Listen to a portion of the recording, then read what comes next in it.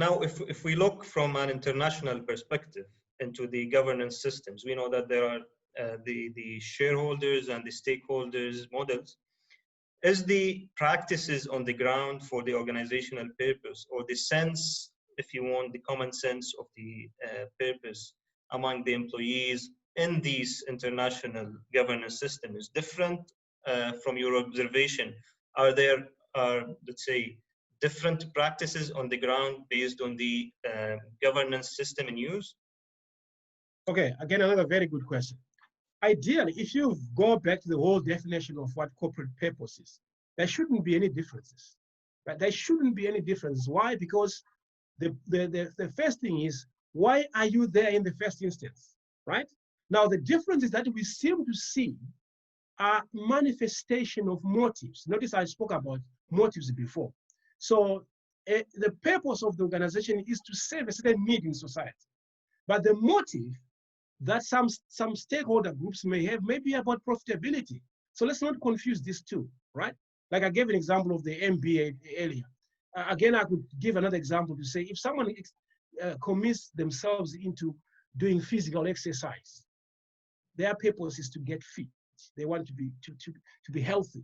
It is not about being the fastest runner somewhere or becoming an athlete that's highly paid. No, that's a motive. So the differences we see on the surface in corporate governance terms when we talk of the shareholder value model and the stakeholder value model are symptoms of motives. And motives are not the same as purpose. So the purpose should be the same wherever the organization is set up, because as I said earlier, why are we here in the first instance? That might be the question. So those who say corporations are there, their purpose is to meet the demands of their shareholders and maximize their shareholder value. What they're simply saying there is that the motive of the shareholders is to make money, right? And that's a motive, not a purpose. You cannot say this is what you are there for. What they are there for, if it is carefully done, if it is well-natured, if it is well-developed, eventually it will lead to more profitability. Does that make sense? It will lead to more profitability, but the purpose should be the same whether you are looking at the shareholder value system or stakeholder value system. The difference that they have come to show are actually a confusion between what purpose is and what motive is. And usually motives are really pushed by the stakeholder groups. As I said earlier, you have the employee who has gone there saying, I want to really get a wage. You have the shareholder who says, I want a profit. And so that really gives different motives. But the purpose should stay to be the same. That's why I said now you need good leadership to bring all these stakeholder groups to see things from the same angle and say, hang on, despite the fact that we've come here for profits, for a job, for everything else, there is something bigger than that. There is something bigger than our profit. There's something bigger than our wage. That thing is why we are here in the first place, to meet a certain need for which this organization was set up for. So yes, to answer your question, there shouldn't be any difference between the shareholder value model or stakeholder value model when it comes to purpose. No, it shouldn't be. But we are beginning to see that kind of similarity. Even the shareholder value systems, they're beginning to start to look at this now. You've seen this talk about ESG stuff. You've seen this stuff about people now starting to say, hang on, it's not just about profits. I think there's a group called, can't remember exactly the same group, but there was a group of top US companies, mostly the very top companies that make the S&P 500. Right at the top, they met in a round table and they came up with a new statement. I think the latest one was 2019. And this statement, they do not talk about shareholder value maximization. They now start to talk about meeting the needs of the stakeholder groups for which this organization was set up. That means they are retracing back to what is the purpose. What is it that we are here for? Right. In the recent, COVID-19 situation, how did the companies with strong organizational purpose responded differently to the situation?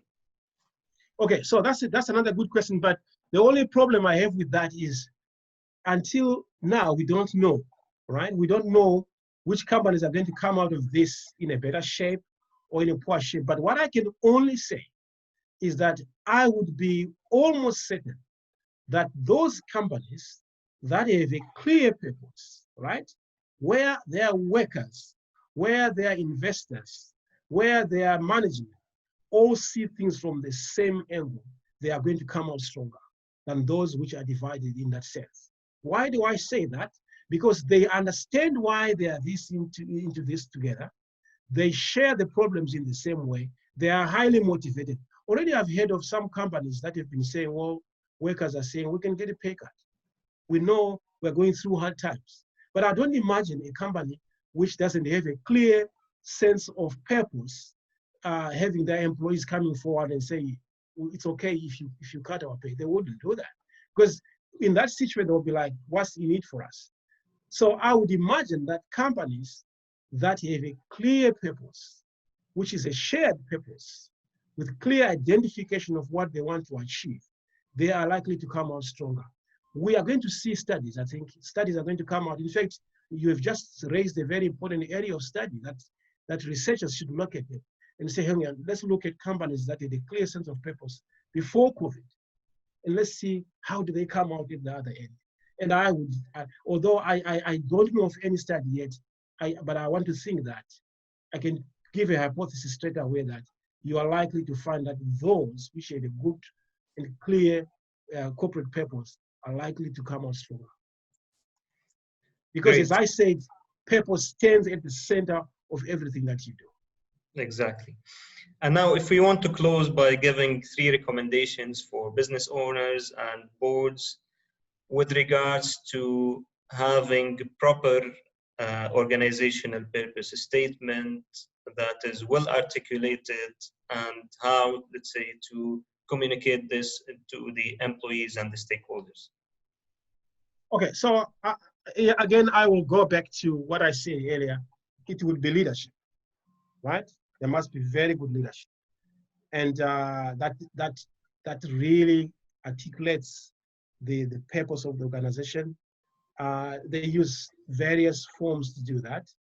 They could use the internal communication, but they could also use the way they behave themselves, right? So we talk of transformational leaders. They tend to be identified with that sort of thing. They have the power through the rhetoric, through the language they use to make everybody want to move together. Think about the likes of what's his name, Martin Luther Jr. You know, when he articulates the message to people and say, this is what we want to do, and people are like, yes, we are going with this guy. So the leadership should be able to give a message to the rest of the stakeholders. And I say stakeholders because it's not just employees, that this is how we want to move. So the centrality of the CEO position in this is we cannot argue over it. It's very, very important. And another thing, I don't know in your organization, one of the things that you may have noticed during this COVID, and I certainly noticed in my organization, is that the level of communication has been very, very high. I've been receiving emails on a daily basis from the leadership of the university. This is where we are. This is why we are doing it. And that tells you that in such situations, leadership is important. So basically, when you are trying to articulate purpose, you cannot run away from it. And the second thing is, you must be an organization that is in a position to attract good talent. Because to do this kind of thing, to be able to meet your actual purpose, you must have the right skills in the right places as well, right? So you must be a company that has got this sort of outlook that people will say, you know what, I want to work for that organization. So a big talk at the moment with both practice and policy makers is that people are talking of the millennials, right? That the new generation does not want to work for organizations that do not respect what they say they should be respected. So basically what I'm saying there is, how do you attract this young talent, which is so good, when this talent is so aware of what's going on? Gone are the past days when people would say, you know what, I just want to get a job.